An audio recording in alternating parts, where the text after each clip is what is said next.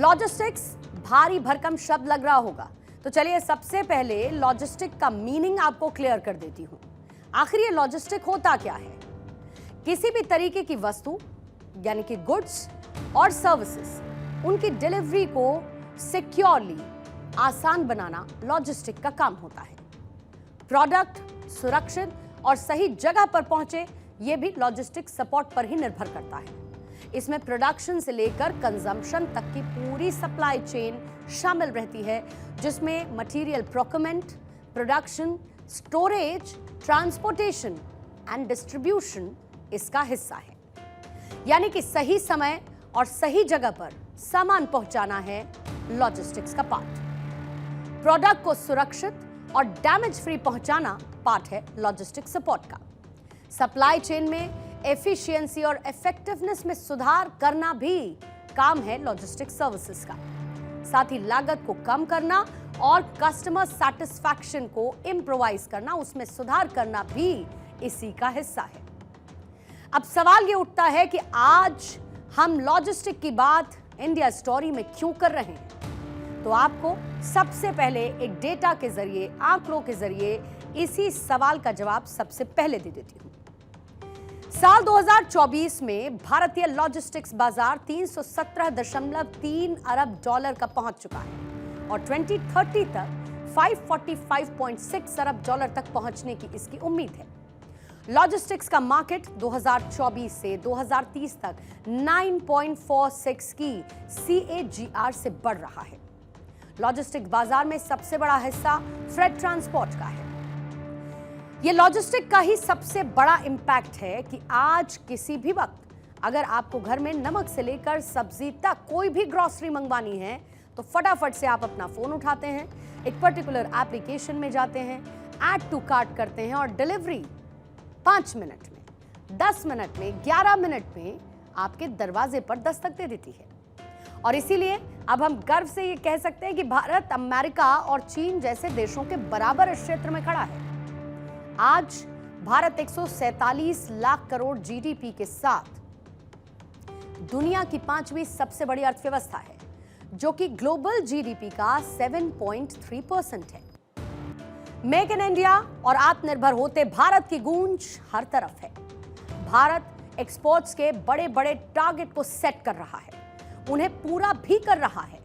Manufacturing hub के रूप में उभर रहा है हमारा आपका देश भारत। और भारत दुनिया की नजरों में स्टेबल है, स्थिर है।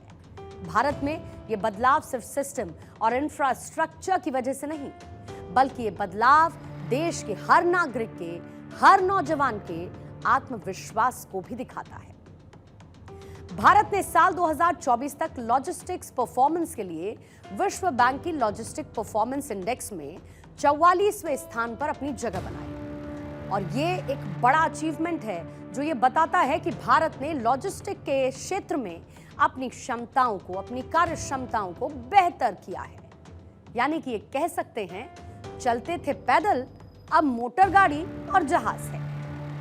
पहले कितना पीछे था भारत, पर आप ये देखिए कि आज कितना आगे है भारत। बदलते भारत में लॉजिस्टिक क्षेत्र एक इंपॉर्टेंट रोल प्ले कर रहा है और इसमें तेजी से विकास भी हो रहा है। भारत की बढ़ती हुई अर्थव्यवस्था, भारत में होती डिजिटल क्रांति और साथ ही इंफ्रास्ट्रक्चर में सुधार, ये तमाम ऐसे क्षेत्र हैं जिन पर हम नई ऊंचाइयों पर पहुंच चुके हैं। डिजिटाइजेशन और टेक्नोलॉजी का इंपॉर्टेंट रोल है और इसमें ई कॉमर्स और ऑनलाइन बिजनेस के एक्सपेंशन ने लॉजिस्टिक को डिजिटल प्लेटफॉर्म से कनेक्ट कर दिया है। और इसका रिजल्ट क्या हुआ? जो सर्विसेज हैं, गुड्स हैं, उनकी ट्रैकिंग और उनकी डिलीवरी सही समय पर होती है। यानी कि समय भी मिनिमाइज होता है और गुड्स और सर्विसेज ठीक तरीके से पहुंचती भी है। इंफ्रास्ट्रक्चर में सुधार से नई सड़कें, हाईवे, रेलवे और बंदरगाहों के निर्माण ने माल की आवाजाही को तेज और सुगम बना दिया है। भारत सरकार की अलग अलग योजनाएं जैसे कि भारत माला परियोजना और सागर माला परियोजना ने लॉजिस्टिक नेटवर्क को बहुत स्ट्रॉन्ग कर दिया है। सप्लाई चेन मैनेजमेंट में सुधार, नई तकनीकों जैसे कि आर्टिफिशियल इंटेलिजेंस इसके साथ ही इंटरनेट ऑफ थिंग्स यानी कि IoT का इस्तेमाल सप्लाई चेन में किया जा रहा है। इससे क्या होता है कि जो माल का प्रवाह है वो सही तरीके से मैनेज किया जा सकता है। साथ ही जो लागत है, कॉस्ट है, उसमें भी कमी लाई जा सकती है।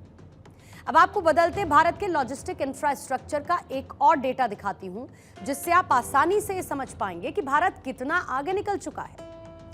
कैसे विश्व में लॉजिस्टिक के क्षेत्र में नई पहचान हमारे देश ने बनाई है।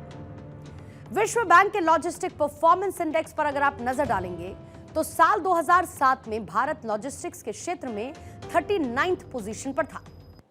बढ़ते बढ़ते 2010 आया और बाकी लॉजिस्टिक्स प्रदर्शन सूचकांक में यानी कि रैंकिंग जो रही भारत की, वो गिरकर 47 हो गई। साल 2014 में भारत का परफॉर्मेंस और गिरा क्योंकि ये लॉजिस्टिक प्रदर्शन सूचकांक में 54th नंबर पर था।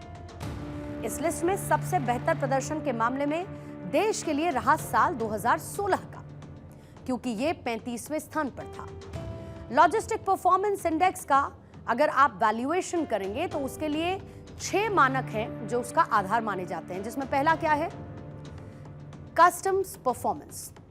दूसरा है क्वालिटी ऑफ इंफ्रास्ट्रक्चर, शिपमेंट की व्यवस्था में आसानी, लॉजिस्टिक्स सर्विस की क्वालिटी, माल की ट्रैकिंग और ट्रेसिंग, साथ ही शिपमेंट का वक्त पर पहुंचना यानी कि ऑन टाइम डिलीवरी।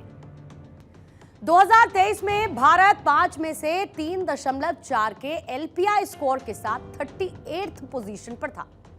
भारत का टाइमलीनेस स्कोर 5.0 में से 3.6 था और दूसरी तरफ भारत का जो सीमा शुल्क स्कोर है वो सबसे कम यानी कि 3.0 था।